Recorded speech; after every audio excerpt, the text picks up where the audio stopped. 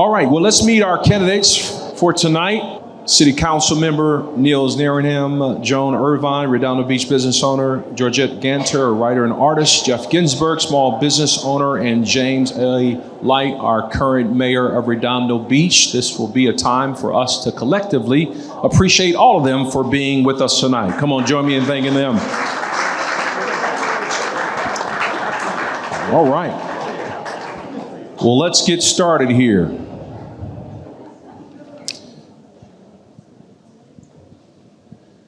Pickleball courts. Pickleball courts. Do me a favor, Jeff. I'm going to ask that you strike that little signage there on the base of your chair there. Let's have equal time for everyone. Thank you. Pickleball courts, do you support them? And if so, how would we go about funding such? Pickleball courts. Let me hear from everyone on this. This is an important one. I'm just learning how to play this game, and it's my goal to be good at it, but opinion on pickleball courts. Should we have them? How would you pay for them? Yeah. There you go. All right. Nils here. Yes. It's a big topic in my district, big topic in the city, as it should be. It's become extremely popular. Really proud to say that, Councilmember Lowenstein and I this last year put together $350,000 towards building pickleball courts. And when the topic first came to us years ago, we put aside about $100,000 for a study to see where could we put this, where could it be integrated, the current uses, and that is really the crutch. Being as dense as we are here at Redondo Beach, we have very little open space left, very little. And this little space that we do have, people cherish it a lot, so it has to come down to a multi-use. And we've put in multi-use courts throughout the city, mostly actually all in North Redondo. And moving forward, we're going to be able to get a lot more courts throughout the city. And what's important about the conversation is it's all about outdoor recreation. And I've said about this many, many times, and balancing all the different uses. One aspect of outdoor uses that people don't appreciate, we just had a ribbon cutting ceremony for the skateboard park down in the harbor. It took us 8 years, almost 10 years, maybe even 10 years to get that. Way before my time it started. And they thought it'd be easy. It's just a bunch of concrete, do a place and make it happen. No. It was a lot of money, a lot of time, a lot of effort. So big supporter, and even though I'm a water animal, swimmer, ocean, big supporter of any outdoor recreation. All right, we won't have everyone weigh in on this because I want to get through some of these other questions from our audience. Do you have plans for speed problems in Redondo Beach? Speed problems in Redondo Beach. Who has a plan to address the speeding that's happening by cars or other vehicles in Redondo Beach? Somebody take a shot at it. Who has a plan? Jeff? Yep. Well, as a matter of fact, where I live is where one of the nicest roundabouts is the end of Esplanade and Paseo de la Playa. And when I moved in originally, the streets came together. There was a 5-stop intersection, and there were collisions all the time there. And I didn't even know about the roundabout project until I got in there, and then they chopped down the trees, and I was like, what are they doing? And they say, oh, well, we're putting in a roundabout. And I was like, oh, wow, that's interesting. They put it in. It's been the safest intersection. It was very impressive what the roundabout did over there.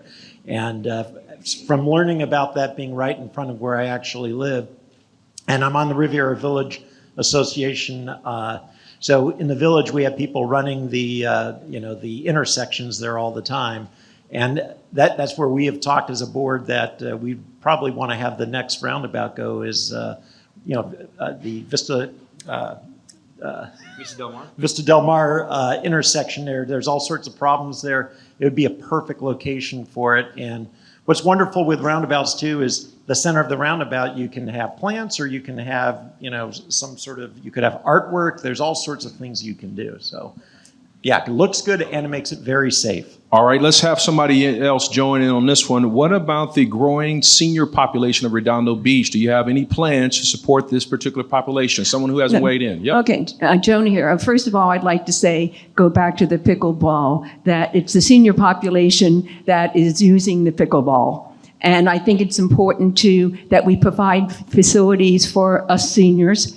And also with that, one of the places I think would be great is up at, I know they've talked about it, but up at the Performing Arts Center up there, if we could build a pickleball complex, just like they have out in the desert. I mean, they have pickleball competitions all the time. It brings people into the city.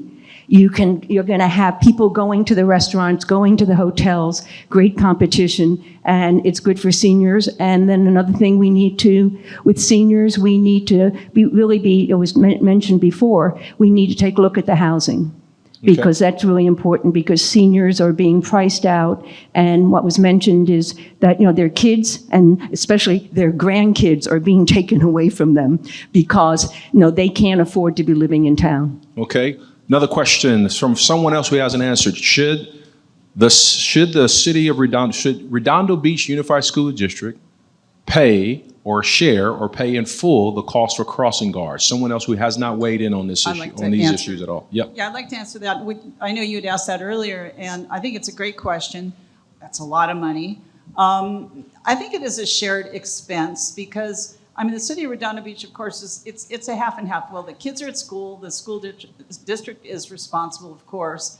But then, if the city is fronting all of that money, seems like maybe it could be shared. I don't know, about half and half, because it is a complex issue. Because there's areas where there's land, the school district, city uses some of the land and it's private, whatever. So I think that is a consideration, provided that once the legalities are vetted on that, what all would entail, would be entailed on that. But I think it's. And then Jim, on any of these questions, feel free to weigh in. I want to end with you, Mr. Mayor. As we covered in the previous discussion, we do have a subcommittee of the council who is currently in talks on how we share property and how we can balance the share of budget on different things. I think it's premature to say, you must pay for school guards when we've got all this other thing. We've got Alta Vista Park is a public park that's on school property. We have the after-school program where they give us a break on the facilities. So it's a complex equation. You can't pick one element out and say, this is what we're going to do here because it's a negotiation. And I do believe we have a good relationship with the school board. 4 out of 5 of them have endorsed me, and I think we can move forward and come up with a balance on the cost to the city and to the cost to the school across these programs. But picking one out is artificial. All right, let's get into thank you for those responses. Let's get into some of the issues here. There's a proverb that's taken from the ancients, Proverbs 29:18, that says, without a vision, the people perish. Without a vision, the people perish. Now, a vision speaks to a clear purpose and motivation and even direction. This proverb, or this wisdom proverb, is not just for individuals, but it's for tribes, communities, organizations that yearn for leadership and to make progress on the things that matter. There are 67,000 people roughly in this city that call this place home. And there are a legion of challenges and opportunities in front of us, which will require leadership. It will require vision. 1 minute response. I need to hear from everyone. What is your vision for the city of Redondo Beach? Let's go right here. Jeff, I'll start with you. What is your vision for the city of Redondo Beach? 1 minute. Well, there's a lot of things that are going on out there kind of thing. And what my focus on is working together with everyone. I'm one of those that is usually pretty good about sitting down with people and we come up with a plan and we can come into agreement on stuff. And I think that's very, very important as City of Redondo. There's been a lot of disagreements and things in the past, and I'm one of those that can bring people together and get things accomplished. So I don't have a specific vision but working together where we can get stuff done, that's my vision, I guess we can call it. Okay, Georgia, we'll go with you. It's kind of similar to something my mom used to say. She'd say, always have something to look forward to. And it's something that kind of keeps you motivated. It used to keep me happy. It's like, okay, what's happening today, not much. But what is there to look forward to? I think as leaders, we should be inspired and inspiring. I do look forward to more unity in our city. We have a lot of projects that are they have seed money. There's a lot of things to look forward to in our city with FP, the school district. There's the school on Inglewood Avenue, Artesia. There's so much. We have so much help here, and to get along better and help to make capital improvements happen in a more timely manner. That's my vision. Niels? So for me, it's simple. I've knocked on thousands of doors, and through the years, I've met a lot of people, thousands of people. We're Redondo Beach. We are a beach town. Stop the Santa Monicization with slowing down the density, slowing down the traffic. The outdoor living, outdoor lifestyle that we have at Redondo Beach is so key. That is what we are about. The great things we've done in Riviera Village, the outdoor dining and the sidewalk pavers, bringing that to Artesia Boulevard, bringing that to other parts of the harbor, revitalizing harbor for coastal dependent purposes, getting us ready for the two largest sporting events in the world. And that's the World Cup and the Olympics, right around the corner. What are we doing to prepare for that? We're behind. We need to get ahead of the curve like Culver City is, take their cue and start moving forward and preserve that beach town character and move us forward. Okay, Jim? Yeah, it's simple. It's on my website. It's on my flyers. I envision Redondo returning to the crown jewel of the South Bay. We were once at the turn of the century, the early 1900s, and we can be again. We're beyond the period of stagnation. We've had 20 years of stagnation, but now we've got positive momentum. We've got 130 projects in our CIP program. We've got plans for the harbor that we're now executing on to revitalize it. And we've shown that we can revitalize without selling out and supersizing.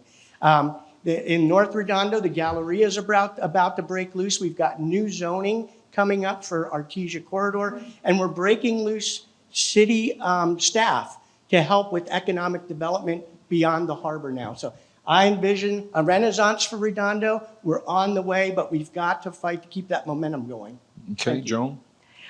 Well, one of the things that I would like to do that creates community, I'm really pragmatic and it wouldn't cost much, is I would like to take what we've done with Keep the Esplanade Beautiful, which has done outreach to the community. It brings people in. The school board has been there, the Cub Scouts have been there, and so we've done that outreach. And we have a first Saturday sweep.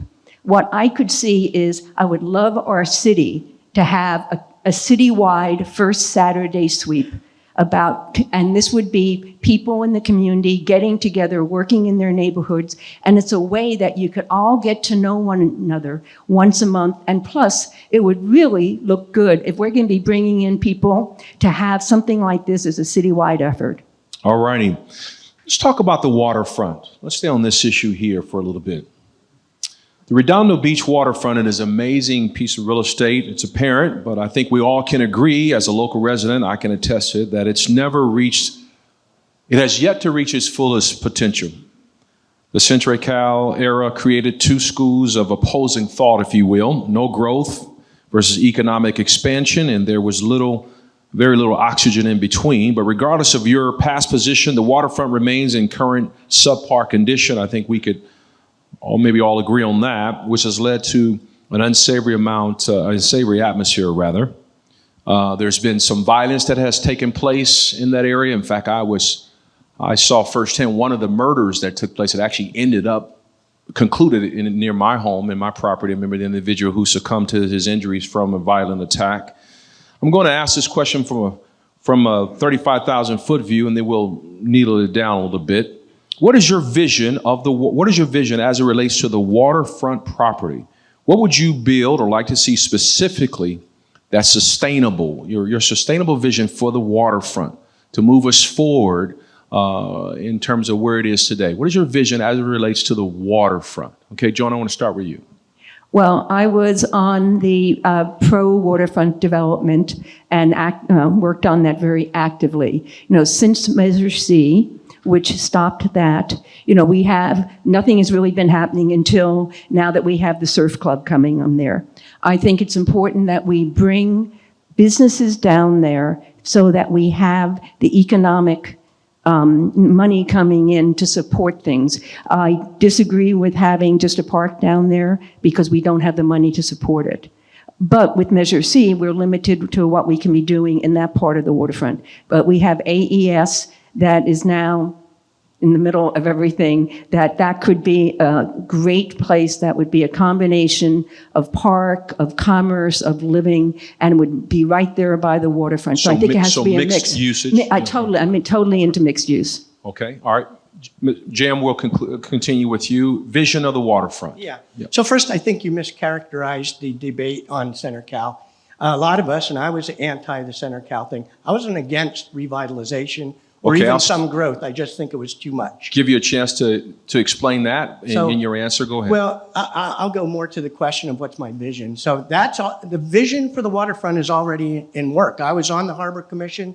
We developed the amenities plan that was approved by the City Council, and we're moving out on that. We have funding for the first phase of redoing the Seaside Lagoon. We're now building, engineering the state-required boat ramp. We're talking with Marine Mammal Care Center about going in with a $20 to $25 million facility where Joe's Crab Shack is. Now, that's the amenities side of it. Since I've been in office, since February, I have crafted a commercial plan for the rest of the harbor that dovetails with the amenities plan that has gone through the Harbor Commission and will be coming to the council. And that includes a market hall. It includes a new boutique hotel on top of the deck of the parking structure. And so we're defining the economic engine that can fuel those amenities that we're putting down in the harbor. And I think we'll be very successful. We already have businesses lining up that want to come in. We just got to get the policy and zoning forward to facilitate that. Okay, Niels? So I was swept into office in 2017, and it was over the Center Cal project, waterfront project, the size of 5 Walmarts, including a 700-seat movie theater. It's so near and dear to my heart to sit here and say it's an important crown jewel part of the community. The entire harbor as a whole drives more revenue than anywhere else. We have nearly 100%, not 100%, near almost full leasing in the harbor. The only 2 remaining places are very hard to lease out. We're in negotiations now. Revitalization happening left, right, and center down there. We just redid the International Boardwalk with outdoor pavers. The trick here is to start the planning process and moving forward. October 18th, 2020, that's when I made the motion to start the King Harbor Public Amenities Plan.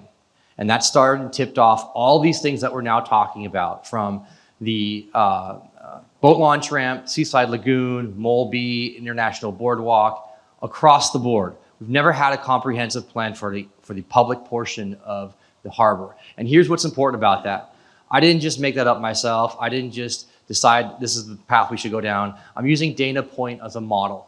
They have had a successful pathway, and that's what they did. They had an overall plan. They did the public improvements. Then they came in, did the commercial, and now they're executing everything together.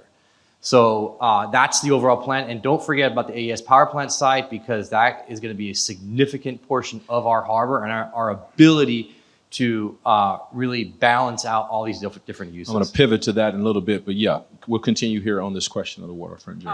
All that sounds great. We've had a lot of contention. I'm just going to bring this up. Sorry, it's going to be a little bit of negativity for a minute. We've had a lot of measures ever since 2008. It's been back and forth. City wanted one thing. Build a Better Redondo wanted another thing. There's been lawsuits. There's been money paid out to individuals who sued, millions, and that's been a problem. I look forward to changes, but unfortunately, the way I see it with Measure C is it's so restrictive, and it was administered as a reaction to Measure G, which the City Council had administered, saying we want to, develop. It's probably too much anyway. Measure C came along and restricted that. The developer left. He sued us. We had to settle. Anyway, I think from what's going on with Measure C is it's so restrictive that we are limited on our own development if we want to do it. Good news is that Alan Sanford's surf club is coming in. I don't know if it's coming into some of the old buildings, but I don't know if those buildings can be enlarged because of Measure C. So it may even mean we have to do another measure. Could be wrong, but that's my interpretation. Anyway, I do look forward to seeing a great vision down there and seeing shops and businesses that will bring in a stream of revenue to Redondo because we need it. Our tax base is one of the lowest. So that's going to help with the city budget immensely. So I look forward to that. Okay, Jeff, on the waterfront? Yes, there's no question that we've got to do something with it. I mean, it's sad we were not able to get started with it years ago, but I see that we are making progress now. But the bottom line is, what's working this time around is we're doing it in stages instead of the gigantic, project kind of thing. So I think what's going to work is doing it that way as opposed to what did not work before. And again, it's one of my things that I will be able to work with everyone very, very well in finding where we can work something out and get things approved in a reasonably fast manner kind of thing. And I think that's important. Or the condition of our that whole area, the infrastructure is falling apart. And my biggest concern is if we have that earthquake that we've been talking about for the last 50 years, and the whole area is red tagged because a parking garage collapsed or something like that, we're going to regret not doing something that was organized. The AES property site was just mentioned here, and again, everyone won't get a chance to weigh on every question, but I want to get some folks on the record on this. If you had a deal on the table to make the AES site to 90% parkland with a 10% strip of housing at one edge, would you take that deal today? Jim, would you take that deal? What could we do? What would you do on that? If it was 90-10 and the conditions were favorable to the city, I would probably take that, yes. Okay, Joan, let me hear you on that one. I wouldn't take that deal. I think you need to have more commercial on there in order to support having the park. Okay, Seaside Lagoon. That park is closed 9 months of the year, open 3 months. What's your vision for the Seaside Lagoon? I'll get to BeachLife in a moment, and even the club, California Surf Club, BeachLife Fest. But what's your vision as it relates to the Seaside Lagoon? Let me hear, Niels, you on that. So it's open from Memorial Day to Labor Day. And it's a big component of what I got elected with in 2017. I said from the very beginning, we need to be doing more events there, a lot more events there. And we have been doing a lot more events there. We have a 4-phase program to improve the Seaside Lagoon. I'm very proud to say that, working hand in hand with Councilmember Lowenstein and Mayor Brand, we got $10 million from the state of California. And the thing that people don't really realize is that is 100% in-state lands. All we do is manage it in a trust for the state of California. So whatever uses go there have to be as per the state of California. That means somebody from Barstow, California should be able to drive to Redondo Beach, park in our lot, and use the Seaside Lagoon. And the ability to use that and not have it to a single vendor and close it off is absolutely imperative.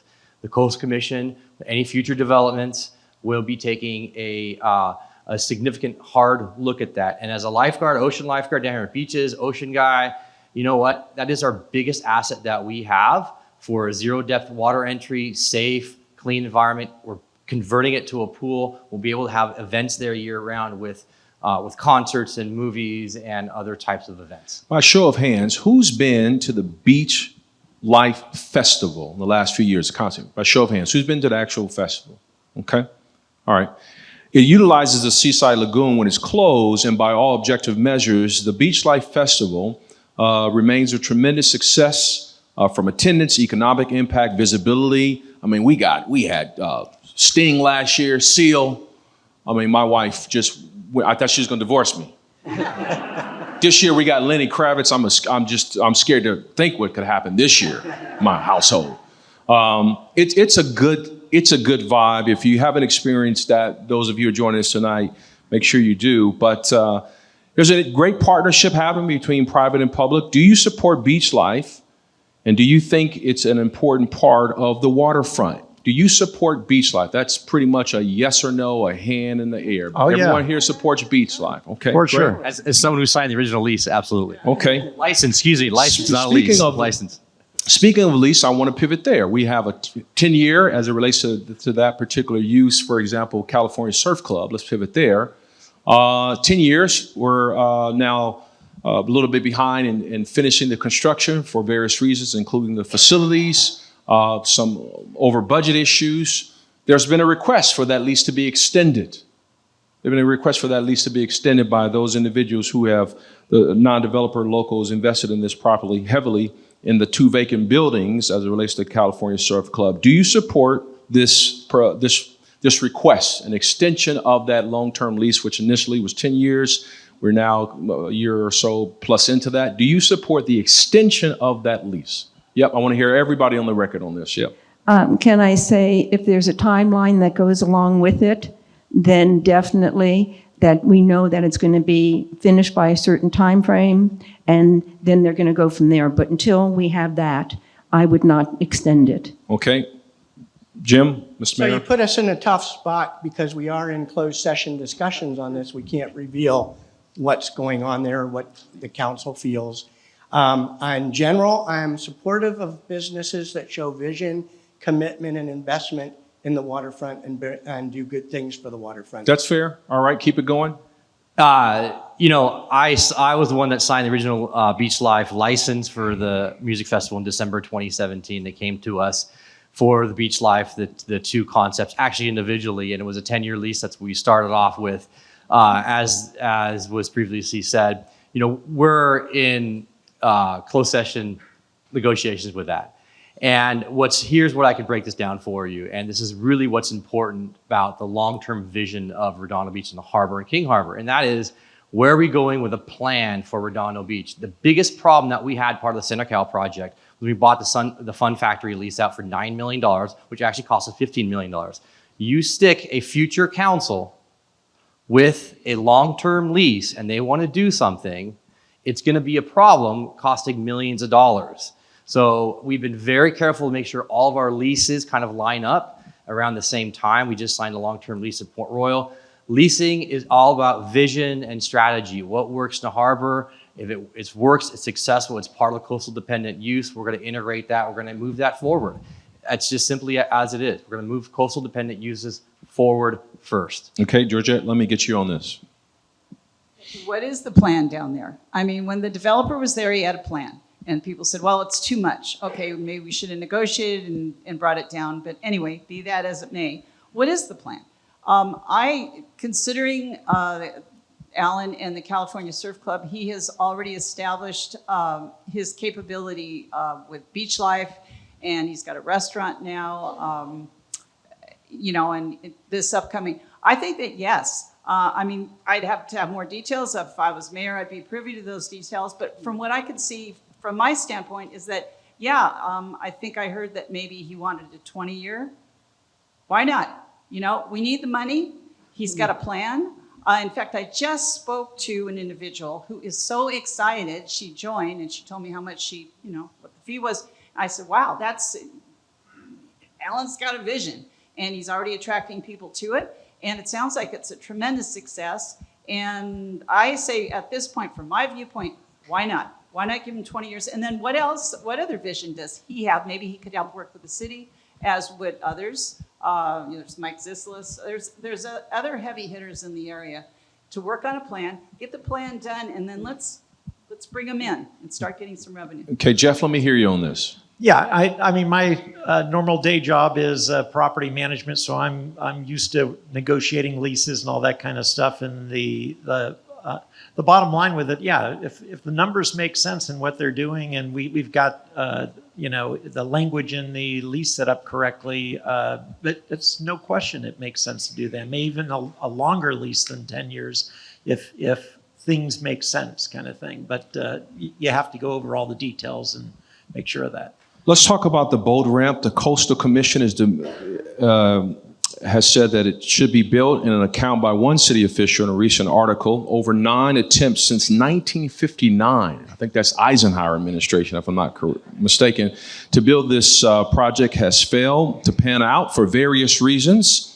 The request for proposal was motioned to be approved in second. Estimated cost of $14 million is estimated to be paid for by the California Department of Boating and Waterways. Do you agree with the Coastal Commission that it's a good idea to move forward on such? Does the city have a choice, or is the Coastal Commission, is it their way or the highway? What's your posture with regard to leading this effort or carrying it through. I want to hear from Joan on this one. Well, we need a boat ramp. And as you said, it's been going on for so many years. And that's one of the things that happens in Redondo. You know, we're talking about things and we're talking about this is taking 8 years, this is taking this many years. Come on, if it's been going on since then, let's just get it done and move on. And if the money is there, go for it. Niels, let me hear from you on the boat ramp. I love the question because what recreational harbor does not have a boat launch ramp? Thank you. So Redondo Beach, right. So the biggest problem we have is Coastal Commission, and rightfully so, looked at us and said, why don't you have a boat launch ramp? You've been promising this for years and years and years and decades. You should, you shall. And later, what did the city of Redondo Beach do? Oh, and the contingency was any major development in the harbor. And within 2-3 years, what did the city of Redondo Beach adopt and plan and approve? The Shade Hotel. That's a massive development. Did they do a boat launch ramp? No. So our hands have been slapped by the Coastal Commission and many other state agencies who say, you guys need to be doing this now. So it's first time in the history of Redondo Beach, we actually have chosen a location. We've signed on to a contractor who's a design build, who's going through engineering and environmental on a boat launch ramp. And this is what I'm talking about, vision and planning. You gotta make sure you have vision and planning and all the leases come together. We only signed a 4-year lease with the old Sambas, which is now the Cantina Grill down there, because we have a vision and plan. So a lot of these, again, leases and activities that are happening have a lot of thought put into it. And remember, the mayor doesn't vote, only the council members vote, mayor guides. On that, let me get the rest of you who haven't weighed on this just by show of hands. Will you, as the mayor, give moral vision, clarity, support, pom-poms, cheerlead on this boat ramp? Everyone else good with that? Great, great. Let's talk about the weed, in the words of Snoop Dogg. Let's talk about the herb.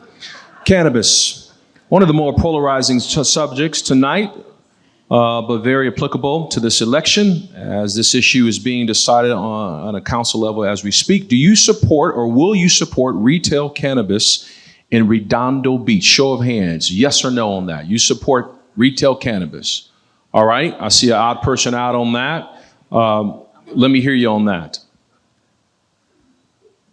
Because there's been so Georgette. much pushback. Well, the idea when it was passed is there was going to be one dispensary in the north and one in the south.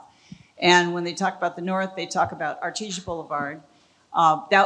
2 weeks ago, to be fair, it was not passed. They had said they passed the fact that they would agree that it would not be on Artesia because one of the reasons, well, the citizens were protesting, but the other reason was that there is seed money there to improve Artesia with the AACAP for $450,000 to start. So that's probably not the best location since they're looking to beautify and put in public art. So many people they said, well, why not delivery? And then the other argument is, well, it'll be better because it's not black market. But I've heard too many people. There's a friend of mine who lives in Inglewood. She said they've sprouted up and they've all gotten out of business. Excuse me. And I don't think it's a successful model. The good thing is, yeah, there's a stream of revenue. That's great. They're saying between 500,000 to $1 million. Don't know, if that's going to be the case. But individually, no, I don't support it. I want to hear everyone on this. Are you connected to or has your campaign taken monies from cannabis companies? Anyone here? I have not, no. Anyone here? Okay. Yes, I took a donation of $500 from an owner of a company. Okay. All right. Wanted to get that on the record. Let's go to public safety. Redondo Beach Public Safety appears to have a solid footing with a recent measure of FP passing to support infrastructure and as well as upgrading facilities and equipment, et cetera, and the leadership of the two experienced and dedicated chiefs, our fire and police chiefs. This is a recent issue that we've had. It's been resolved for now. I know Niels, as a council person, you were the only elected person when this discussion was happening. But this discussion about our fire department going county, it did not happen. Are you in support, everyone here, are you in support of our fire department remaining in local leadership or not going county? Everyone here is in support of that. I want to get everyone on the record. Yep. Niels, okay, you good? Joan, you good? Okay. Absolutely. Will you support annual increases for the fire department, police department to continue public safety funding? Why or why not? You need to know more details, or you think there should be increase to support our public safety, our first responders? I want to hear everyone on that real quickly. Well, I think we have to take a look at the budget. Of course, I would support it because I'm not privy to all the information, but my understanding is that we're probably one of the lower paid, departments, around the area. But we have to have the income coming in order to do that. And I think it's very important, especially since we made the decision to keep it here, the fact that we supported that with the FP, which we had to do. If we want them to stay, we had to be doing that. But then we have to take a look, and it's a budgeting issue. Okay. Jim, Ms. Mayor? Yes, I'm the only one up here who's received an endorsement from the Police Officers Association. I think they believe that I will support their efforts. I am for, there's already built into the contract increases for salaries, but on top of that, I'm for supporting increased technology, increased training, and increased staffing where we can afford it. So fully staffed, new tech, and training to help our public safety officers do their job for us. Okay, Niels? It's a great question. I love it. I've been working as a lifeguard for the last 29 years. And when I got here, I saw what was going on in the fire department. And what people need to understand and realize today, we have the most modern fire department in the South Bay with equipment and training and fully staffing. Didn't happen overnight, didn't happen by accident. Regarding public safety, a big component of public safety, we just talked about cannabis, is keeping people safe. We have a safe environment for a whole multitude of issues. Cannabis is a fantastic point. We had many illegal cannabis shops. We had a cannabis shop illegally on Archies Boulevard. It got robbed at gunpoint. Nobody reported it, right? These are the types of things that we need to attack head on with quality public safety. And, I don't take going to the question of supporting financially. This is a very pertinent question because I do not take money from or endorsements from anyone who does business with the city. Say contractors, license holders, lease holders, labor groups, regardless. I do not, because I go in the back room. These are tough decisions to make. You've got to stay independent. I work in public safety and I see right away what needs improvement. So I can say that in the fire department, I'll tell you right now, we have the most modern fire department we've ever had, bar none. We're able to supply more resources, police and fire, to the recent fires than we were ever able to. So that really speaks to how we've been able to manage our budget and increase our funding. Jim, let me get you on this, and Georgette, I'll close with you on this support of increasing for fire and police department in terms of budget. We have the best police. Or Jeff, I'm sorry. Yeah, we have the, you want? You want me? Okay. Yeah, Jeff, I'm sorry. You go, and then I pivot to George. Sorry about that. Yes, we have the best police and fire, and obviously there's inflation out there, all that kind of stuff. Of course they need to be, we have to keep them up where they need to be, kind of thing. I mean, there's no question about that. We want to keep our police and fire local. That's very important too. So I'm very, very happy we're sticking with that direction. Okay, yeah. Okay, Georgette, we'll close with you on this one. Obviously, as mayor, I'd be more privy to the budget and wanting to know whatever. And I wonder how much of the 93 million, I know it's going mostly to infrastructure, but how much of that will go to maybe that particular year? Maybe that would include their increase this year. I don't know. But yeah, obviously, I had a discussion. I was lucky enough to have a one-on-one discussion with Chief Hoffman, our police chief. And I asked him, I said, what's the most important thing to you? What would you, if you had a wish, what would you wish for? He said, all the money in the world so I could hire the best and the brightest. He perked up when he said it too, and I thought it was kind of cool that, they need to be the best and the brightest. And I mean, we have an extremely safe area here in our city. But yeah, I would want to know, the particulars on it to be able to, answer that definitively. Jim, you mentioned you have the support of the police department's union, the fire department, Police Officers Association. Police Officers Association, but the fire department did support you or any other candidate for that matter. I'm curious, what would you say as candidates to those particular organizations that did not support you, endorse you? What would you say to them for their appeal, for their support? Joan? For their support, I must say I jumped in pretty late into this campaign. And so I was doing a lot of my infrastructure, and I did not have time to go and ask for their support. Why should they support you? Why should they support me? First responders. Because I really believe that I believe that we should have kept them, and that we need to finance them. And I'll tell you, I went for Keep the Esplanade Beautiful. We have an annual mixer. And the fire department was nice enough to give us one of the last of 6 of dinner at the fire station with a ride on the boat. And Chief Butler showed me around, and it was really horrific of the conditions that they have to be working in. And he showed me his office. It was a day when it was warm. He had to have the door to the parking lot open in order to have air coming into his... And was this recent? Yeah, this was recent. Okay, This so is in that- October. That would seem to counter what Niels has said about the police department. I know, that's what I mean. Can I say, he was there, and it was in October.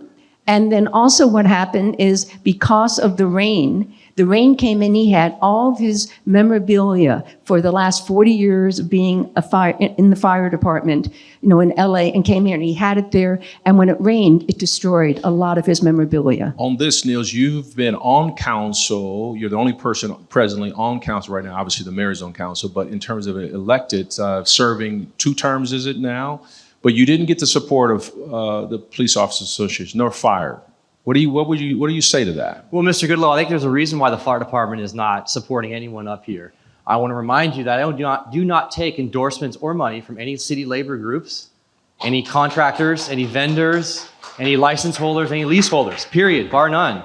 And when I came in office in 2017, I was outspent 3-1. Police department was out there walking. Police department was out there donating against my competitor. I won with 62% of the vote. I'll just say this. This last year, we've been correcting the errors of the past. Largest pay increase to the police department ever. Largest pay increase to the fire department ever. Largest pay increase to the public works. They always get left behind, public works. Their quality of life, 90% of your issues, 95% of your issues come down to quality of life. And Mr. Goodlow, I just want to remind you that at the end of the day, when you stay independent like that, and they do make a phone call and say, hey, where do you stand? And say, hey, listen, I really appreciate the support, but I can't take your money and I can't take your endorsement, and I need to stay away from that. Because we as leaders need to hold everyone accountable. We have a great city manager who does fantastic work. Let's talk about the north and south. Let's talk about the north and south Redondo divide. Redondo Beach politics has been characterized for many years as having this divide between the north and the south ends. I've heard this in layered conversations I've had with business leaders, faith leaders, educators, citizens, just everyday citizens, even preparing for this roundtable discussion. Both areas have unique challenges, investment needs, and resources. How would you lead the city as the mayor to bridge the gap between this north and south, focus on commonalities, and reduce the friction that maximizes effectiveness? What specifically would you do to address that sort of north-south divide? Jim, what specifically would you do as mayor? I mean, Jeff, I don't know why. I keep calling you Jim. I need to put my glasses on. That's what it is. Jeff, go ahead. I'm sorry. It's twice I've made that mistake. On the Riviera Village Association. Oh, I'm sorry. I'm actually on the Riviera Village Association Business Improvement District, and it's a long title there. And so I learned years and years ago how the Business Improvement District has worked extremely well for the Riviera Village. And I've been talking then with the North Redondo, the NRBBA, and other folks over there about possibly establishing a business improvement district in that area, because with a bid, the advantage is it makes it a lot easier to set up events and goals and things for the area, as opposed to there being one business that has an idea and another business that doesn't, and all that kind of stuff. When you have a neatly organized business improvement district, that's how you get stuff done. And so that's what we've been talking about over there. And I think probably I'm hoping sometime this year we'd be able to get something like that. Okay, Georgette, let me hear you on this. Overwhelmingly, I heard from districts 4 and 5. I walked all the districts. I didn't walk every house like Mike Ginn said he did years ago. But overwhelmingly, I heard from districts 4 and 5, and they want to see improvement, the capital improvement project on Artesia. They want to see new stores, new businesses. Maybe there's a brewery. We should have art galleries. We have no art galleries in Redondo Beach. I cannot believe it. I have to go to other cities to go to receptions. Definitely we should have, but we supply that. We need maybe a couple of flagship stores to begin that process with some of our leaders, our business leaders here. They might be interested. Excuse me. But overwhelmingly, I think I would emphasize helping to improve that district. If I don't get elected as mayor, I'm going there. I'm going to help that district no matter what, because the people are so sincere and they're so overwhelmed with wanting to help. There's grassroots organizations. There's the North Redondo Beach Business Association, the Cultural Arts Commission has hired some advisors. They're involved. So, and I used to be on the Cultural Arts Commission. So let's stay on this. The North needs development, no doubt. So we're talking about the Artesia Corridor, the Galleria. Joan, what do you see? What's your vision for revitalizing that north side of Redondo? Well, I think it's very important. I moved here about almost 19 years ago, and nothing has changed. It's always been north and south. Where I was raised on Long Island, it was a small little community, but you had different sections, and you always had you always had that competition, with the different sections. But I think it's important that we really start to focus there. And also there's a group that is taking a look at doing things there. But one of the things, and I've introduced one of these people to a consultant that works on nightlife, because you can't just put things in there that people are going to be doing during the day. And I think, as you see with BeachLife and Riviera Village, the music industry is very important to our town. I mean, it's something like you can go every day, there's some type of music thing going on. So I think it's important that they develop a nightlife also, and also with the FAR, that there's a way that they can be building bigger. And then with the Galleria, I mean, it's just horrific that we've gone from that being the largest revenue generator down to not. And so, and so we need to be doing something there. And I love the fact of, let's say, mixed use, because they're looking at, affordable workforce housing there. And so I think that you can really get that. And with having mixed use, you immediately create community. I mean, that's the thing, is because if you're up here, you go downstairs and you see your merchants. You get to know the people in your community more. And that's one of the things I think we really need here, and especially in North Redondo. Okay, Jim, let me hear you on this. The Galleria, the North, any one of those. Well, first off, let me say that, when I got appointed to this position after Mayor Brand passed, there were two council members who voted against me, Councilmember Kalajerovich and Councilmember Barrett, and Councilmember Obaji queried whether I would run again. All three of them are endorsing me running for mayor. So they trust that I will have the interest of North Redondo in mind, and I've proved that in the short time that I've been here in Redondo. So I've already worked with staff to break loose an economic development individual to help the NRBBA and hook them up with Rick Quilliam, who works with NRBBA, about economic development. We've got to put the Artesia revitalization plan in the zoning, which we're working on that. And I'm confident, and Galleria has told me they're coming forward in the next month or two with their final approvals for their plan that they've been showing for the last several years. They had problems with financing in their internal structure. That's breaking loose. So I think we're going to see revitalization. I'm there to support it. And it's beyond that. It's parks. Just today, I was on a telecon with the state and the county on a park that they were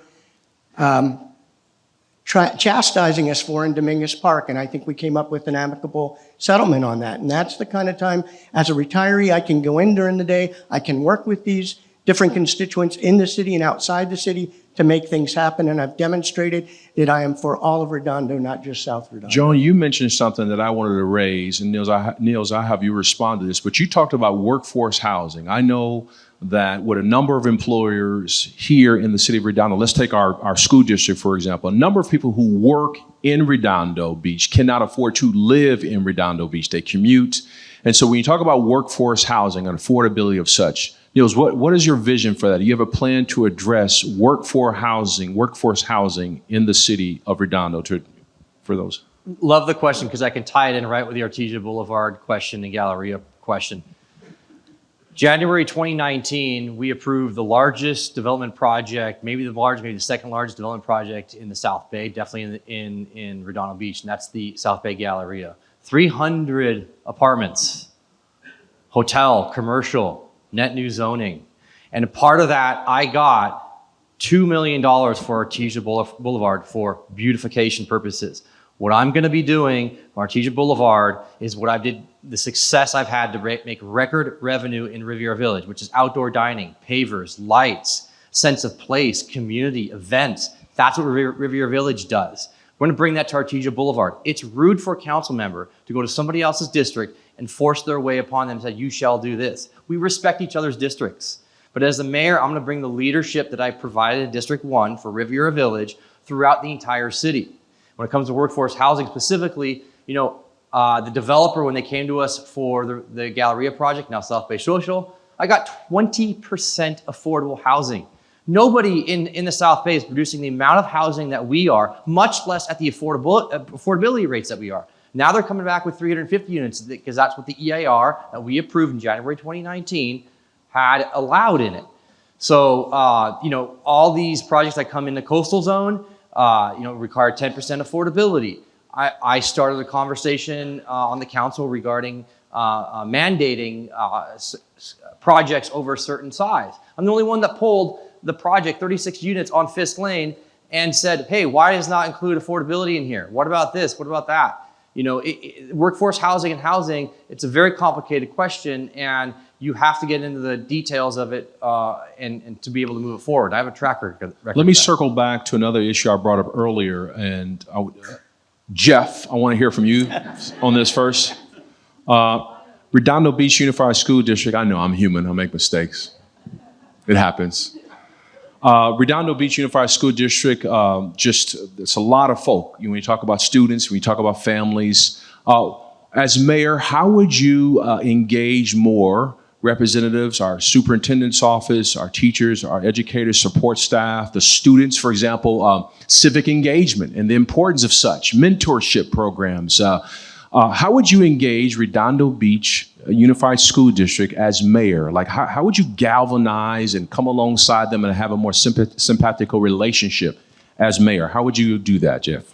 Well, I mean, that's the way I do things today. I meet up with people, we sit down and have very good conversations to figure out what their goals are and that kind of stuff. When I understand what their goals are, then I can focus on getting those things. We come up with 1 through 5, what the top ones are, and then we go and get it done kind of thing. I'm all about that, organizing and coming up with goals. Okay, Georgette, I want to hear from you on this. For years, I volunteered in the schools, and I helped. I was a docent for Hands on Art, and then I was the chair of Hands on Art. And it's a wonderful program, and what was special is the parents got to interact with the kids. There are some of the classes, I guess the government classes, are sending a lot of the kids to the council meetings, which is wonderful because they get an idea of what's going on. And there's the youth commission, which is great, that exists too. But what more we could do maybe is with the seniors, the older kids, is maybe bring them in as some kind of an internship program to where maybe they're working in some kind of capacity for the city as an intern, and to work, especially those and kids that are interested in maybe poli-sci. They come in and maybe they assist some of the council people, mayor, whatever, I don't know. But that could be something. The kids are so, when they come in to the council meetings, they're so involved, they're not as involved, but they're interested, and I've had conversations, and I even suggested, I said, hey, maybe some of us could come in and to the government class and have a fake debate, and they could learn from it, and they could, vote for us and see what happens. Anyway, kids are so motivated to do things, and once you speak to them, they want to help, and they're bright, and it's a wonderful experience. It is the day after the election. You have not won. You have not won. You've advanced a number of issues, said all what you desire to do, hope to do. You've all pledged your love for this great city. Talent, creativity, skill set up the wazoo, all of you have. What are you willing to do to support the person who does win? Joan, I start with you. You have not won. Oh, I don't want to even think about that. Everyone's going to get that question. So let's just work with me here. Well, I mean, I have been going to city council meetings since 2008 when I moved here, and I did Leadership Redondo. You're talking about working with people. Leadership Redondo taught us to be community leaders, taught us how to work with people, taught us how to appreciate the skill set that every individual brings to the project. So that I think it's very important. And also, since I founded Keep the Esplanade Beautiful in 2012, that is my baby. It's my legacy in town, and I would be, working on trying to expand that throughout the city, because I think that would just be so great for us to have a first Saturday sweep and be known for that. Jeff, you have some unique skills as a business leader. You have not won the mayor's race. Day after, what are you doing to support some of the things you even advocated for, to lend your skills set, your gifts, your talents? What are you doing? What does that look like? I'll still do the same thing I would as mayor, where I would reach out and, and get stuff done. I mean, that's just the way I work. Whether I win or not, it's not going to change the fact that I love the city that we're in, and I want it to continue to. I want it to improve, and so I'll work with everyone. Georgia, let me get you real quick on this one. Yep. Artesia, continue to attend and work with the Cultural Arts Commission in any way I can, and assisting on Artesia Boulevard in any way I can. Continuing doing my art printmaking, continuing writing. And my granddaughter, and continue to take care of my beautiful little granddaughter, Isla. Niels, for you, let me hear you on this one. Thank you. Yeah, it's a little unfair for me because I've had like 2 full-time jobs these last 8 years, being council member and being, lifeguard and working in your own computer business. But I'll tell you, I'm a community person. One thing I've really fallen in love with this community, and what I've seen other communities excel at, are community groups like business improvement districts, and we got the Chamber of Commerce. There's a lot of things that I've learned these last few years, last 8 years, like 6 years specifically, regarding how we can really get events going and have organizations, nonprofits in this community that move us forward. We have a large amount of volunteers, a volunteer base to move us forward, and organizing that, capturing that would be utterly amazing. Okay, Jim, let me get you on this question. You have not won for a full term as mayor. The day after, what are you doing to help advance some of the things that you are passionate about? You want to come alongside the person who does win. What does that look like? What are you doing? So several points on that. I've been contributing to this community on the quality of life for 24 years. Not going to stop just because I lose. I've got a number of things in work that won't be done if I do not get elected as mayor. I would sit down with the new mayor and walk them through all of that. The staff is aware of the things I've been working, so that transition of power will be smooth and will not be combative. And then beyond that, before I decided to run, I'd already been talking with staff about continuing the contributions I've been doing, helping them write requests for proposal, helping them with source selections, and things like that, writing plans like the Coyote Management Plan. And I will continue in that vein because I believe in this community. I love this community, and that's why I've decided to run. I'm going to stay with you. You were appointed by the city council to complete the term of our late beloved mayor, Bill Brand. And you said publicly you would not seek a full term as mayor. That changed, obviously. Yep. You're running for a full term. What would you say to people who say you have not been a person of your word? What do you say to that? What's your response to that? Well, look, I understand the question. I understand the sentiment. And when I said it, I meant it. But you get into a situation, and it's been a year now, and you find out what you didn't know. So I got my nose in the tent. I started going into work. And it turned out there was so much to do that I started going in every day. It's been a full-time job for me.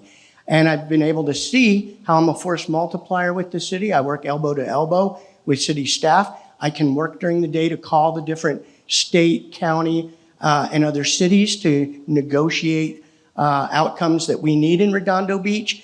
And so after seeing that, I just couldn't turn my back. And in addition to that, I started having the people who opposed me for years come in and say, Jim, won't you run for mayor? Mike Webb and I butted heads on opposite sides of issues for years when I was an activist. He has endorsed me and he asked me to run. Same with Councilmember Barrett and Kalujerovich. They voted against me. And this year, I've turned them around to supporting me. And the same with Councilmember Obaji. He's the one who started asking those questions, and he's endorsed me now. So I think, any individual here who says they haven't changed their mind on an important issue when new facts were presented isn't being honest with themselves. And there's a Spanish proverb that says the only people who never change their mind are idiots or they're dead. Yeah. Joan, you've talked about visiting city council as being the impetus for you really getting involved in this race. You observe lack of civility, the vitriol that exists, the tone, the temperament. You talked about joining this mayoral race in part because of what you viewed as a citizen as you looked and saw the discourse that existed within city council. For you, what does it look like for you as the mayor to galvanize, to lead with ethics, integrity, honor? What does it look like for you to lead a city council with a sense of decorum and responsibility and civility? What does it look like for you? Well, first of all, I think it's very important to follow the rules and the regulations. I think Mayor Light's been doing a good job, but the way he was appointed, there was no process. There was no democracy, and that was one of the reasons why I got into this race, because I think we need to get back to following the rules. I mean, because we were, I'm not sure that you're aware, but, I had been writing to Mike Wazanski, Mike Webb, and I said, what's the process? Because when Jeff stepped down, from District 1, there was a process, and you had to get endorsements, and you had to be interviewed by the city council. So there was a process. So what happened at the city council meeting, second city council meeting after Mayor Brand died, is that it was just kind of a free-for-all. People got a couple of minutes, and then Jim was given like 15 minutes to talk. But there was no process. And all of a sudden, the reason why I think the two city council people voted against him was because there was no process. And I think we need to get back to process. We need to get back to the Brown Act. We need to let people know what to expect. I mean, I would see at the beginning of every meeting that you say, here's how this meeting is going to be conducted. And you ask both the city council members, the mayor, and all the people who are there to be respectful of the people and to be following procedure. Niels, I want to allow you 30 seconds to respond as it related to the process, the lack of democratic process that was alleged here, because you were actually voting member of the council at the time when Jim took over. But I want to have you respond. 30 seconds to it's the same process we went through when Councilmember Ginsburg left and became a regular resident, and we appointed, or not we, they appointed Martha Barbie to the council member. I wasn't expecting it. Councilmember Obaji was the one who really said, and action, right? And I said, okay, we can do an action. It's not like any of this stuff was hidden from the public point of view. It was printed in the newspaper. We talked about it. I know I sent out emails. So it was all very transparent. And the charter does not lay out a specific process, so to speak. It just says it's got to happen within X time. Okay. Jeff, you have a number of business interests. I know in times past, you've had to recuse yourself from engaging on issues based upon those conflicts. You've been successful continuously since that time. You're now mayor. You're elected mayor. But some folks have argued not much has changed or will change in terms of you having to recuse yourself. You will be voiceless on a number of issues. You can't weigh in and exert your moral force and your passion and your vision about said matters. How do you see that? What is your response to that, to people who say, man, you're basically there, but you're not going to be allowed to speak on a lot of issues because you're entangled in a lot of the things that we'll be discussing as a city? How do you respond to that? Yes, I mean, back in the council days, yes, when there was a conflict agenda item, I would have to go to my office and, and they'd go through that, and then you walk back. That's the correct procedure. And the mayor, it'd be the same thing. Whoever's mayor pro tem would take over where if there's a conflict or whatever, and then I'd come back. So I'm familiar with the procedure, and I respect it and follow it. Georgette, on the question of character, integrity, grit, patience. These are all aspects as it relates to leadership. What is the most important quality of a leader? What is the most important quality of a leader? It's on my ring. It says, be kind. Be kind, respect. I think that, like Joan was saying, we should probably lay out rules at the beginning of every meeting, but everyone needs to respect and be listened to. Mayor of Hermosa had a town hall meeting yesterday and I attended, and I thought that was wonderful. I think it's something we should instate. I would do that if I was like mayor. I'd have a town hall every month because it really gives people a chance to speak up and feel that they're heard. I mean, there's only so much time in our council meetings. It's understandable. They get 3 minutes. But with the town hall, you can listen to people. Maybe you can solve problems, whatever. But being kind and listening more than you speak, you learn so much. And I have experienced that walking the districts. And yes. Niels, Doris Kearns Goodwin, who's a historian, presidential historian, Harvard grad, just a brilliant mind, she said that the most important quality a leader has to have is empathy. In what way have you exhibited empathy in your capacity as a member of the city council within the last year, specifically? Empathy. Wow. Empathy is the ability to feel for someone else. In the last year, I've had my best friend pass away, Mayor Light pass away, other community members. Mr. Benning just passed away the other day. He lives in my district, and I find it sad that you guys laugh, honestly, because They left because you said Mayor Light. Oh, Mayor. Oh, sorry. Sorry. I'm not dead yet. Sorry. I apologize. Sorry. Don't let that kill the mayor. You guys are much nicer than Niels on the name as pronounced than you are on me. What's up with that? Anyway, go ahead. Niels. I learned a lot in this last year about, I said at the council meeting, when you pass away, no one else is there but other people to speak for you, and that's what's so heartfelt, and I've learned so much. And, we all love this community so much. And I've been here since 2017. I hear a lot of talk about a lot of different things. And it's like, when things I've been through, I just kind of sit back for a moment and I just stop for a moment and say, at the end of the day, the reason why we have all this passion is because we all love this community so much. Regardless of how you stand on these issues, you're here because you care. There's 70,000 other people out there right now, and they're not here. And you're taking the time. And I say it to all my community meetings. I started off with that. I end with that. I truly thank you for being involved. Other communities are not this involved. We're coming to the final 15, 20 minutes of our time. I want to talk about, there's a book entitled The Crucibles That Shape Us. You may not know the author. His name is Gail Beebe. He happens to be the president of Westmont College. The Crucibles That Shape Us. He says, we often see setbacks and disasters as events that keep us from our best life. But they're really opportunities to grow in leadership. Can you name a time when you faced suffering or hardship, a crucible moment, and what did you learn about yourself as a leader? What did you learn about yourself as a leader? And Jim, I'll start with you on that one. Well, that's a tough one. I would say from a recent perspective, when we first started circulating what became Measure DD, we went out and gathered signatures, and a lot of people who were in the audience helped with that.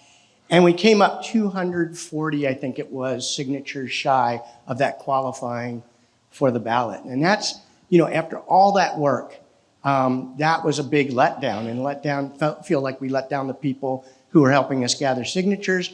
But picked ourselves up, dusted ourselves off, and rallied the people to go out and do it again, and we did it, and the measure passed, and that's what gives us all the right to vote on zoning changes today, was that effort on Measure DD. But a lot of people don't realize it failed the first time because we didn't gather enough signatures, but we dusted ourselves off, got up, and did it, and rallied the people around it. So these questions are going to come fast. Georgette, I want to hear you. When you hear the words diversity, equity, and inclusion, Diversity, equity, inclusion. They mean what in the context of you as mayor? You're now the mayor.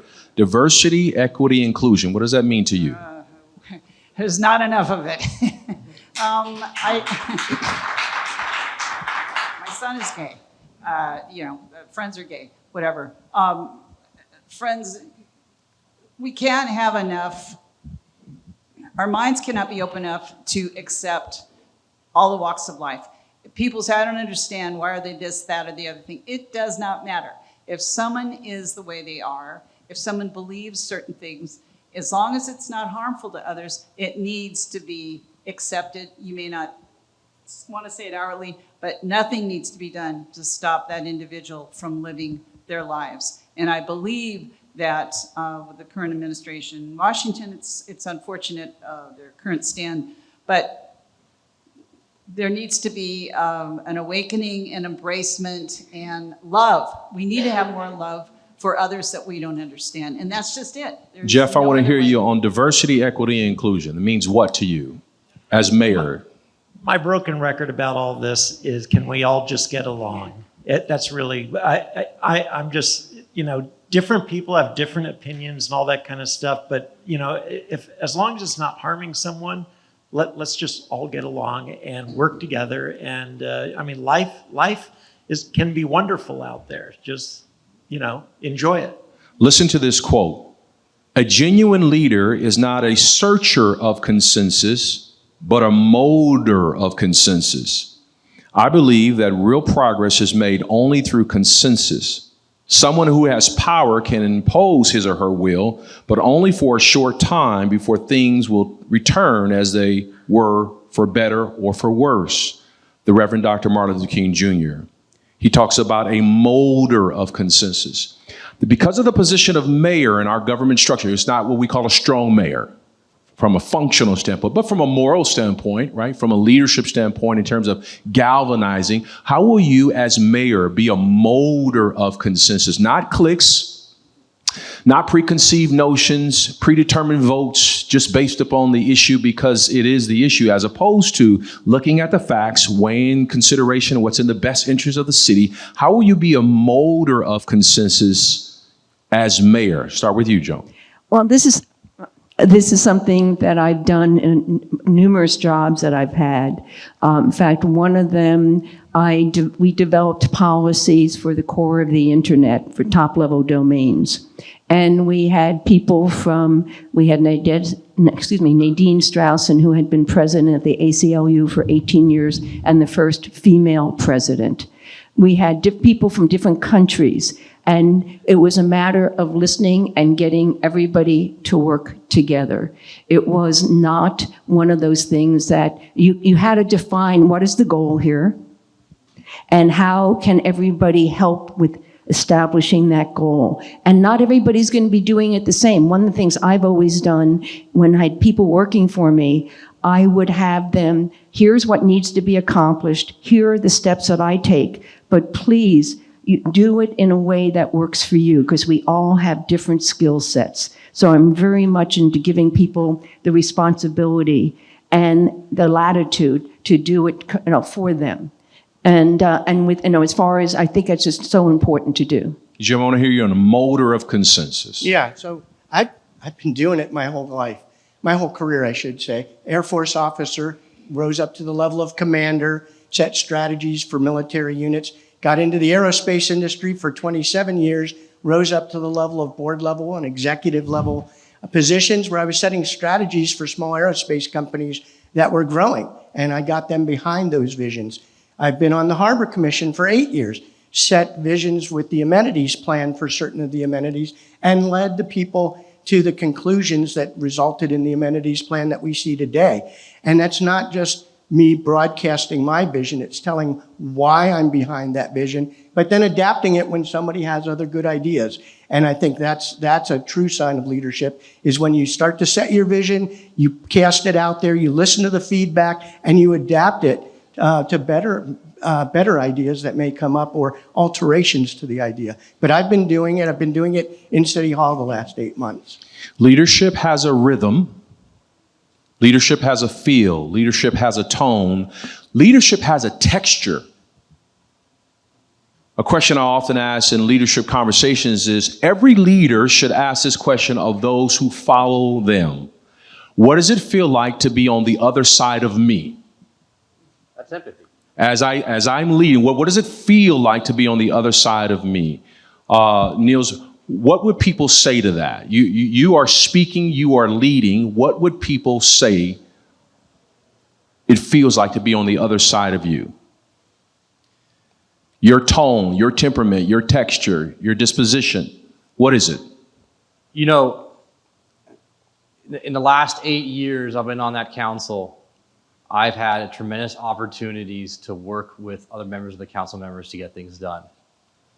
There's been dramatic change that's happened in this city. We have a homeless program, pallet shelter program.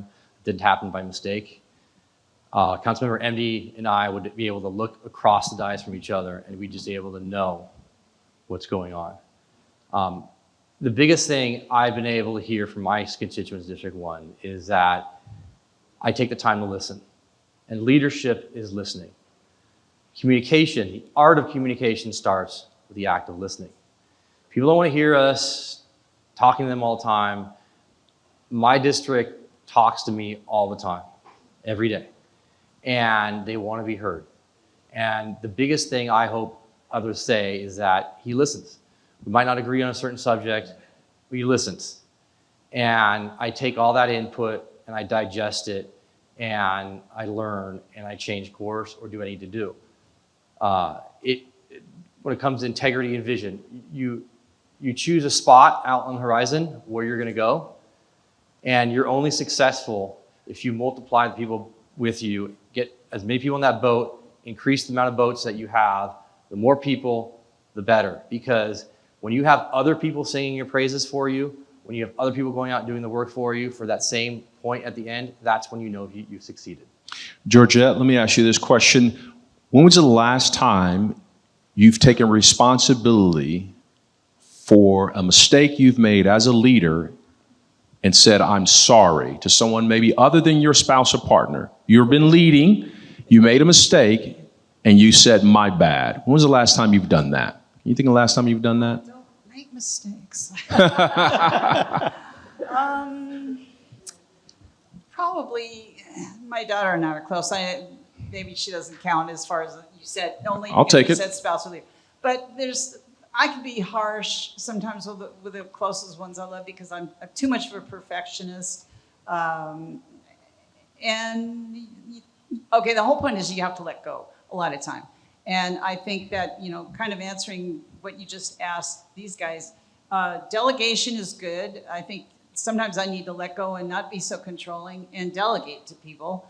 And my daughter and other people that have worked with me know what they're doing, and she knows how to control her life. And, I want to in order to maintain a friendship with somebody and a closeness, you have to admit you're wrong every so often. You just do it. And everybody feels better, and the communication stays open. Jeff, the great Maya Angelou, the poet, said, people may forget what you say, but they will never forget how you made them feel. And never forget how you made them feel. When people leave your presence, how is it, as a leader, would you like them to feel? My goal is that people are happy as much as possible, and that's always been my focus when city council days is finding a way, solutions, and getting things done. And that's the goal. We've got a wonderful community out there, and my goal is to keep everyone happy. So whatever it takes, that's my focus. All right, we're going to go rapid fire here. Let me get some responses on the record here. The amenities plan. Is everyone here in support of the amenities plan? Show of hands. Okay. Here's another one. It is, you live in Redondo Beach now. What is a city, if you were not living here, you would live in? What is a city you would not live in if you were in Redondo Beach? Palm Desert. Yep. Jim? Probably Carmel by the Sea. Niels? Let's see, there's any ocean, any city next to the ocean, Sydney, Go back to my hometown, Pedro. Okay.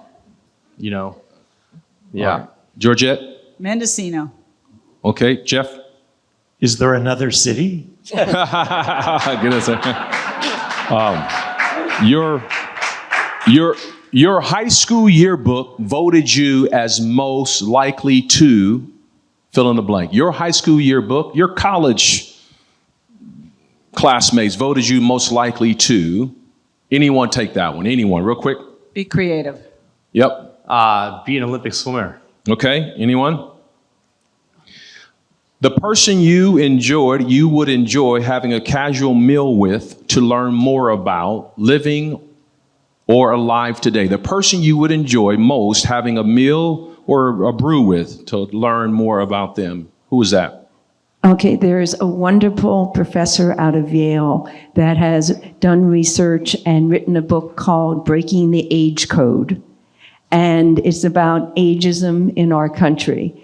And she and I have had many conversations, and I would love to be able to sit down with her because her data shows, and it's data out of Yale, that if we don't buy into the age code, we have 7.5 more years of good, healthy life.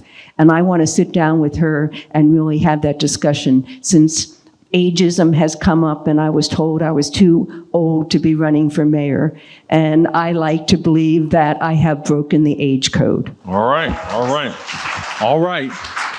So here we go. 1 minute. Actually, 45 seconds. 45 seconds. There's 67,000 people here in the city of Redondo Beach. I alluded to earlier the legion of issues and opportunities we're facing as a city. It will require nothing short of leadership. I would say moral leadership, particularly in your role of capacity as mayor, and a lot of the structure that we have within our government. You are making your appeal for people to vote for you, but also join your vision for this city to advance us forward. Your vision, your passion, your burden, your masa, your perspective as to why people should vote for you to move us forward into the next chapter of this great city. Jeff, we'll start with you. Your closing 45-second pitch to be the mayor of the city of Redondo Beach. Don't blow it, man. Let's go. All right. Well, as I said, what I think I'm best at is working with people and getting stuff done. And I think in Redondo, that's the most important thing right now.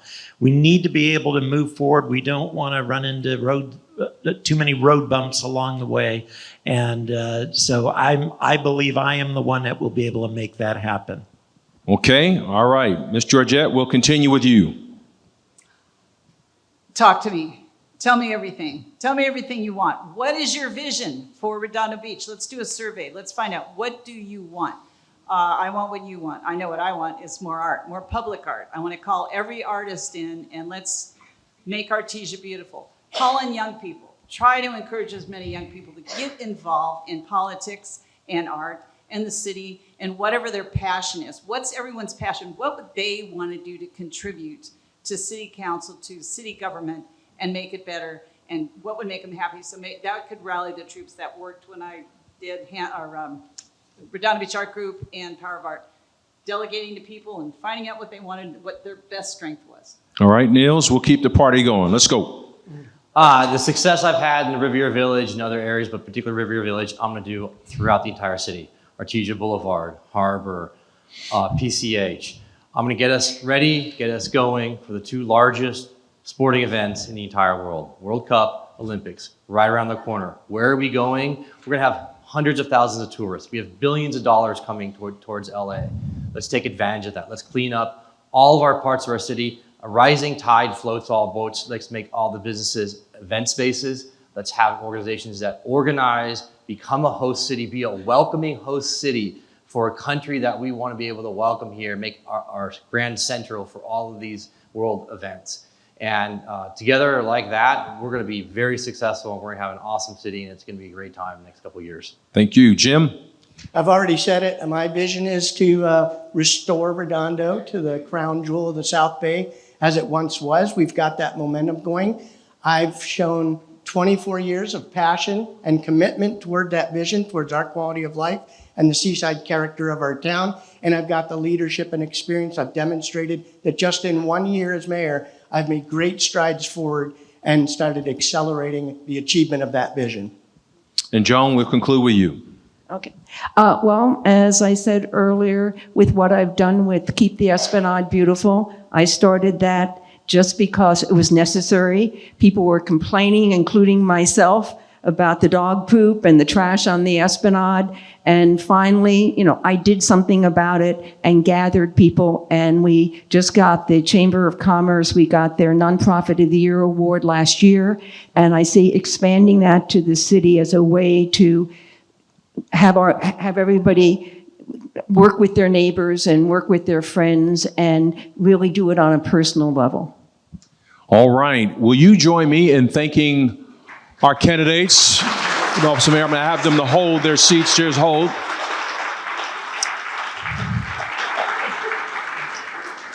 The great John Lewis said that it was sacred that people like he gave a little blood. Some lost their lives. It is considered an off-year election. I even heard one voter talk about maybe our leaders considering moving this time around to be more in line with the fall, or even to allow more people to be engaged in this civic process. And maybe that's something, as a mayor, you can help galvanize. But needless as it may, the election is coming up. And it's not enough for us to post our disdains or our support for a candidate, or even to show up in an event like tonight, although I do applaud you for doing that.